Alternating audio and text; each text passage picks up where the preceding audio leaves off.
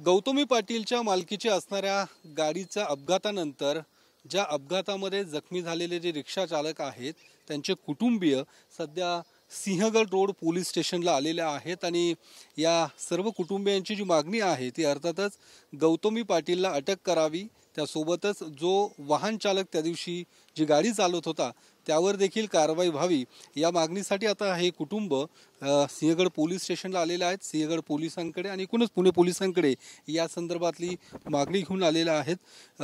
जे रिक्षा चालक या अपघातामध्ये जखमी झालेले आहेत त्यांची मुलगी आता आपल्या सोबत आहे।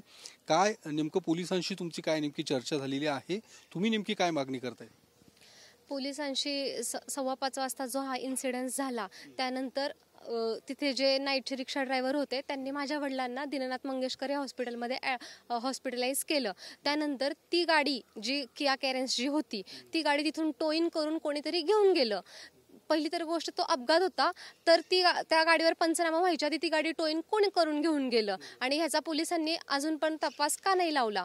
आणि ज्या गाडीच्या मालकीन ज्या कोणी आहेत त्या अजूनही त्यांच्या अजूनही कोणत्याही प्रकारची चौकशी झालेली नाहीये। आता आम्ही जी चर्चा केली त्यानुसार त्यांनी फक्त त्यांना ॲप्लिकेशन पाठवलेलं आहे असं सांगितलेलं आहे, पण त्या अजूनही इथे सादर झालेल्या नाहीयेत आणि आमचा असा संशय आहे की जे पोलिसांनी जो कोणी आता आरोपी उभा केलेला आहे तो आरोपी नाहीये। त्याच्या आमच्या फिर्यादींनी त्याबद्दल सांगितलेलं आहे की तोच आरोपी आहे, पण आम्हाला असं वाटतं की फिर्यादी पण बदललेल्या आहेत असा माझ्या आणि माझ्या फॅमिलीचा संशय आहे। त्यामुळे ह्या सगळ्या गोष्टी आमच्यासाठी क्लिअर झाल्यात नाहीयेत, कारण की असे एकदम प्रूफ एव्हिडन्स असे स्ट्रॉंग एव्हिडन्स आम्हाला आत्ता कोणताही मिळालेला नाहीये की ज्यामध्ये CCTV फुटेज किंवा मग त्यांचे लोकेशन्स किंवा ज्या कोण गाडी मालकीन आहेत त्या पण समोर नाही आलेल्या आहेत ह्या सगळ्या प्रकारानंतर। त्यामुळे आम्हाला कोणत्याही प्रकारचा क्लिअरन्स अजून भेटला नाहीये। ह्या गोष्टीला 2 दिवस झालेले आहेत, अजून पोलिसांकडे एकच आत्ता त्यांनी आम्हाला CCTV फुटेज दाखवली ज्यामध्ये ती गाडी खूप दुरून दिसते, ज्याचा काही लिंक लागत नाहीये त्या गोष्टीची आणि CDR पण फक्त एकच मिळालाय। काय तुम्ही नेमकी काय मागणी करताय? माझी फक्त हीच मागणी आहे की ती गाडी जिथून स्टार्ट झाली जिथून स्टार्ट झाली तिथून पासूनचे फुटेज ते कुठे एंड झाले तिथपर्यंतचे आणि दुसऱ्या त्या गाडीमध्ये कोण होतं, कोण कुठे उतरलं, कसं उतरलं किंवा त्यांचे कॉल रेकॉर्ड हे सगळे आमच्यापर्यंत यावे, मला हे पाहायचंय। आणि आमचा म्हणजे पूर्ण संशय आहे की गाडीतला ड्रायव्हर 100% बदलला गेलेला आहे आणि ती जी गाडीची ऑनर आहे तिला आतापर्यंत का अटक झाली नाही? आज कोण आहे ओनर? ऑनर गौतमी पाटील आहे। आम्ही त्या नंबर प्लेटवर सगळं चौकशी केलेली आहे, ती आहे, तिला आतापर्यंत का अटक झाली नाही? आपलं प्रशासन एवढं थंड आहे का, हा प्रश्न आहे मला। गौतमी पाटीलच्या अटकेची मागणी करतात, हा आली पाहिजे तिथपर्यंत।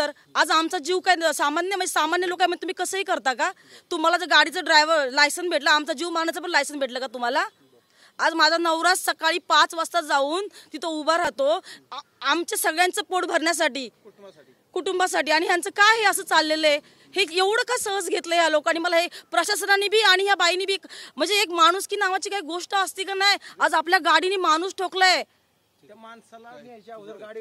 आम्ही पोलिसांना जेव्हापासून त्यांना हे केलं, ऍडमिट केलं तेव्हापासून पोलिसांनी आम्हाला बोलवलंय। पोलिसांना आम्ही फक्त एकच मागणी केली की आम्हाला CCTV फुटेज दाखवा।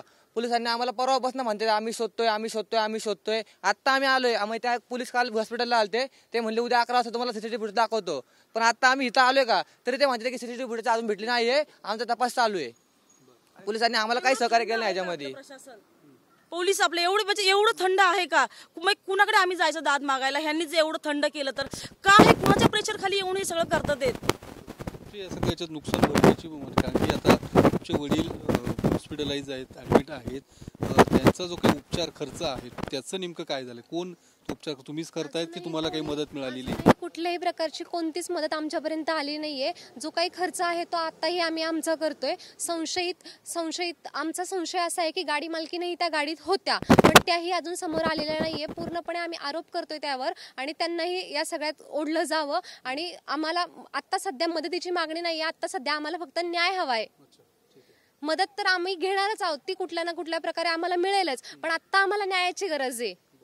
तर हे सर्व ते या अपघातामध्ये जखमी झालेले रिक्षा चालक त्यांचे कुटुंबीय आहेत आणि या कुटुंबियांचं म्हणणं आहे की या जो कोणी गाडी चालवत होता त्यावरती कडक कारवाई व्हावी, त्यासोबतच या गाडीच्या ज्या मालकीन आहेत अर्थात गौतमी पाटील त्यांना देखील अटक करण्यात यावी अशा पद्धतीची मागणी घेऊन हे सर्व कुटुंबीय सिंहगड रोड पोलीस स्टेशनला आलेले आहेत। आता सिंहगड पोलीस, पुणे पोलीस नेमकं या संदर्भात काय कारवाई करतं हे बघणं देखील तितकंच महत्त्वाचं असणार आहे. कॅमेरामन सुशांत राऊतसह मी योगेश बोरसे, TV9 मराठी, पुणे.